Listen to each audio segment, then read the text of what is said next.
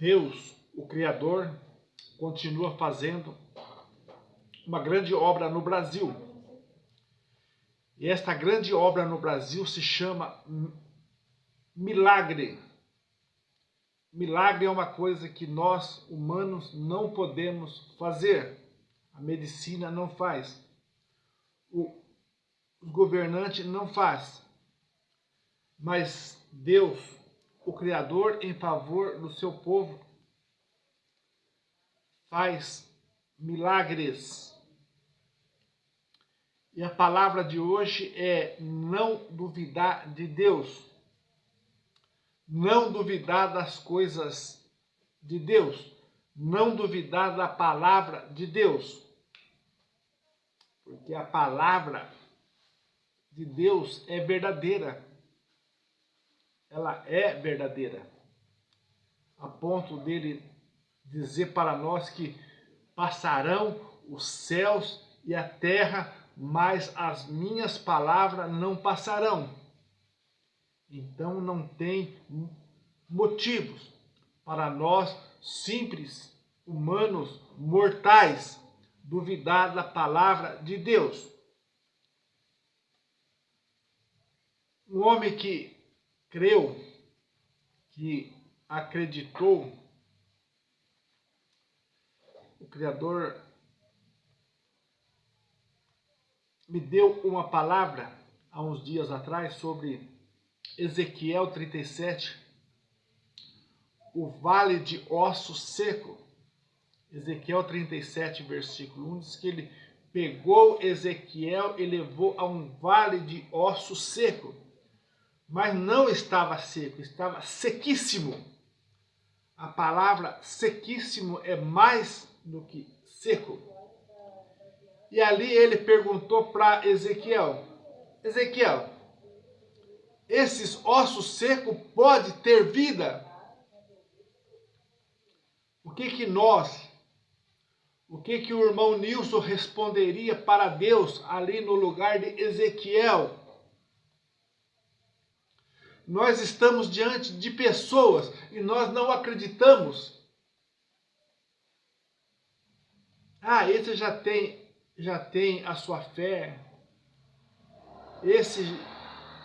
Esse não acredita. Esse duvida. Mas como que Ezequiel, diante dos vales de osso seco, e ele com essa pergunta do Criador: Ezequiel, esses ossos secos podem ter vida? E qual que foi a resposta de Ezequiel? 37, versículo 3. Senhor, tu o sabes. É o Senhor que sabe. Aí o Criador fala com Ezequiel: então profetiza sobre esse vale de osso seco, ouça a palavra de Deus. Nós estamos desse jeito, no meio de um vale de osso seco, de pessoas incrédulas, de pessoas que já não acreditam mais. O pastor roubou, o pastor adulterou, o pastor fez escândalo, o padre de Roma, da Igreja da Santa Inquisição, pregou mentira. Ele já não acredita mais em nada.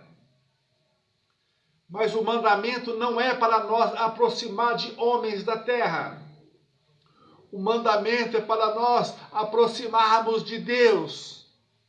E Ele aproximará de nós. Porque quando nós aproximamos a homens da terra, nós somos decepcionados.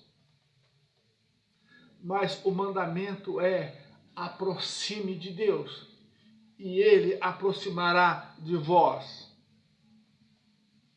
Então tem muita diferença a palavra de Deus, as coisas de Deus, das religiões gregas da Santa Inquisição.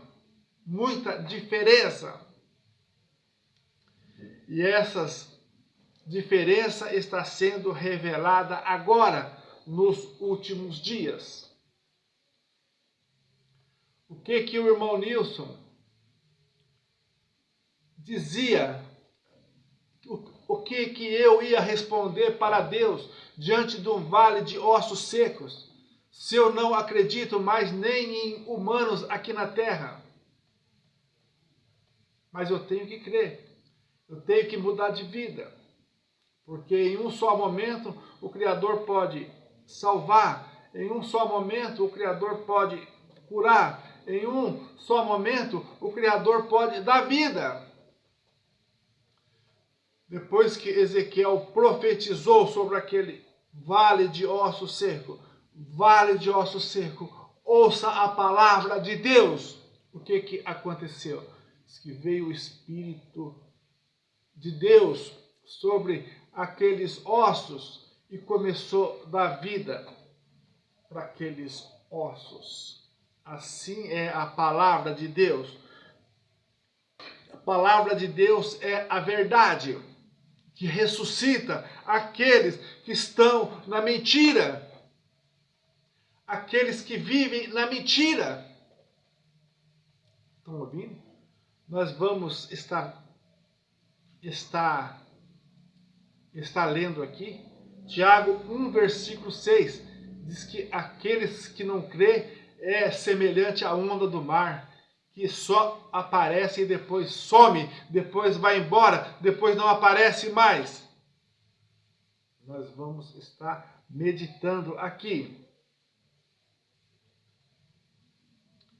Nós vamos estar ouvindo aqui no Google sobre aquele povo no deserto que duvidou desse Deus que nós pregamos. Mas aí tem que acrescentar a nossa fé, porque aquele povo do deserto, eu enxergo eles como muito melhores do que nós. Muito melhores do que nós. Mas diz que eles duvidaram de Deus. Nós vamos usar também o dicionário do Google e vamos estar ouvindo o parecer do dicionário do Google a respeito, porque essa geração vai ser cobrada, porque essa geração não precisa ir lá na loja, comprar um dicionário, comprar um livro.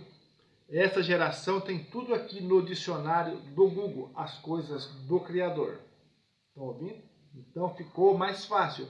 Então essa geração vai ser cobrada assim, como o Senhor Yahushua disse em Mateus 12, 42. A rainha de Sabá levantará no juízo e vai condenar essa geração. Mas por que condenar? Porque ela creu, ela acreditou, ela não duvidou. Ela veio buscar a sabedoria de Salomão. Ela veio dos confins da terra, em uma época que não tinha carro, não tinha avião, não tinha internet, mas ela veio dos confins da terra buscar a sabedoria de Salomão. Estão ouvindo? Então, por isso que o Senhor Yahushua disse que ela vai se levantar no dia do juízo e vai condenar essa geração. Porque essa geração tem facilidade de buscar a verdade. E não buscam. Vive na mentira, sendo escravizada pelo um sistema religioso que nós conhecemos de Igreja da Santa Inquisição. Estão ouvindo? Tiago 1, versículo 6. Peça, porém, com fé. Então nós temos que pedir com fé, é mandamento. Pedir acreditando é mandamento. Não duvidando, porque o que duvida é semelhante à onda do mar, que é levada pelo vento e lançada de uma para outra parte. Entendeu? É só aparência, né? Aquela onda grande, aquela onda bonita, mas ela se acaba ali, vai embora e some e não aparece mais. Nós temos que ser mais constante na obra de Deus. Vamos estar perguntando para o dicionário do Google Quantas vezes aparece na Bíblia a palavra duvidar? Quantas vezes a palavra dúvida aparece na Bíblia? Vamos estar ouvindo o dicionário do Google. A palavra dúvida e suas variações, como duvidar, duvidoso, aparecem cerca de 100 vezes na Bíblia. A quantidade exata pode variar dependendo da tradução e da interpretação de cada passagem. Onde encontrar exemplos de dúvida na Bíblia? Antigo Testamento. Em passagens como Jó 12:2, onde se fala sobre a sabedoria e a dúvida sobre a mesma, e em Josué 10:14 da manhã, onde se questiona se houve outro dia como aquele em que o Senhor lutou por Israel. Novo Testamento. A história de Tomé, conhecido como Tomé, o incrédulo, é um exemplo famoso de dúvida na ressurreição de Jesus. Tiago 1:6-8 também aborda a dúvida e suas consequências. A dúvida é um tema recorrente na Bíblia, refletindo a experiência humana de questionamento e busca pela fé. A Bíblia oferece exemplos de como lidar com a dúvida, tanto através de exemplos de pessoas que duvidaram quanto de passagens que incentivam a busca pela fé e confiança em Deus.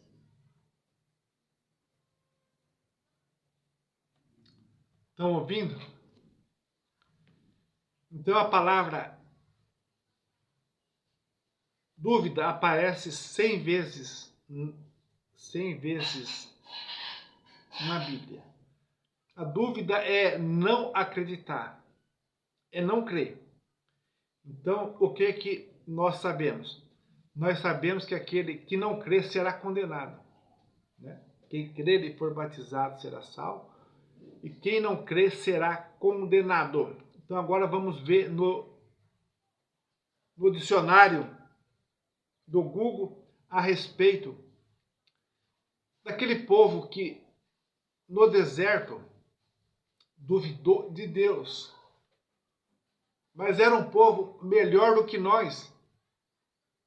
Estão ouvindo? Então vamos ver o parecer do Google, buscando aqui esta palavra a respeito deste povo. A frase, não duvide como alguns no deserto, refere-se à história bíblica do povo de Israel, que, durante sua jornada no deserto rumo à terra prometida, frequentemente duvidou da fidelidade de Deus e murmurou contra Moisés. A mensagem implícita é a de que, mesmo em meio a dificuldades e incertezas, como o deserto pode representar, é importante manter a fé e não duvidar das promessas divinas. A passagem pelo deserto, na Bíblia, simboliza um período de provação e aprendizado, onde o povo de Israel é testado em sua fé e obediência a Deus. A murmuração e a falta de confiança, como demonstrado por alguns, são exemplos a não serem seguidos.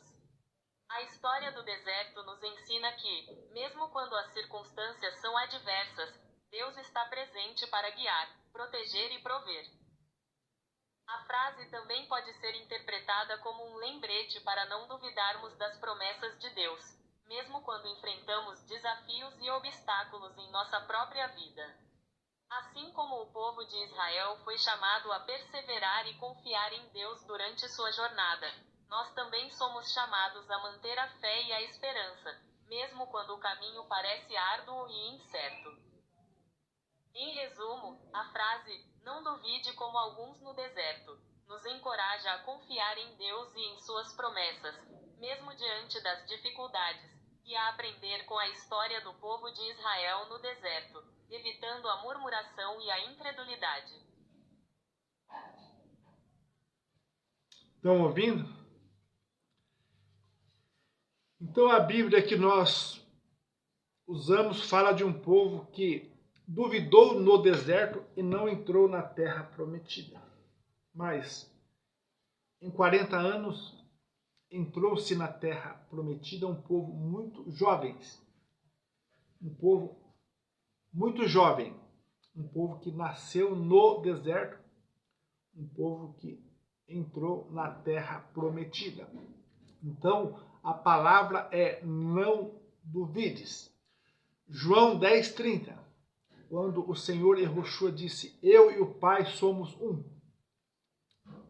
O povo que atirou pedra nele, atirou pedra porque não acreditou, porque duvidou dele. Estão ouvindo? Então nós somos uma geração de incrédulos, uma geração que duvida. E nós temos que trabalhar em cima disso, para que a nossa fé seja a cada dia acrescentada, seja aumentada. E quando se pega pedra, é porque não entendeu a mensagem. E quando se pega pedra, nós temos que cortar o caminho, né? Vamos para o outro lado. Aqui tem pedra. Estão ouvindo? Que as pessoas, quando não ouvem, as pessoas, quando não entendem a mensagem, a tendência é esta, é pegar pedra para atirar na mensagem. Atira a pedra na mensagem e também pode até atingir o mensageiro. Então temos que ficar atento nesses últimos dias. Porque com o Senhor Yahushua não foi diferente. Pegaram pedra para atirar nele. Quando o profeta Isaías chama ele de Deus forte e Pai da eternidade, as pessoas duvidam, as pessoas não acreditam. Quando o apóstolo Paulo aponta para ele, ele é a imagem do Deus invisível. As pessoas não acreditam, as pessoas duvidam. Mas que a nossa oração nesse Shabat seja eterna. Criador, no teu santo nome de Israel, acrescenta a nossa fé. Levanta um povo que tenha fé nesses últimos dias. Um povo que acredite na sua palavra. Um povo que seja liberto da igreja da Santa Inquisição. Seja liberto dos seus dogmas. Um povo que seja liberto das mentiras das políticas, dos políticos, das injustiças que eles cometem. E que teu pão de cada dia venha faltar para este povo que traz o teu nome lá de Israel. Para esse remanescente que traz a tua palavra, o teu nome, os teus mandamentos, os teus preceitos, as suas coisas lá de Israel. Então que essa seja a nossa oração nesse Shabat. Se dissermos que não temos pecado, somos mentirosos. É assim que está escrito nesse livro. Mas que o Criador nos livre de todo mal, todo pecado, toda injustiça. E no sangue do Senhor Yahushua haja remissão de pecado. Haja arrependimento. Haja misericórdia sobre nossas vidas. Fique com esta palavra, cresça na graça e no conhecimento deste Deus bendito que fez os céus e a terra, se fez carne e habitou em nosso meio, e tem o seu nome lá de Israel. Amém.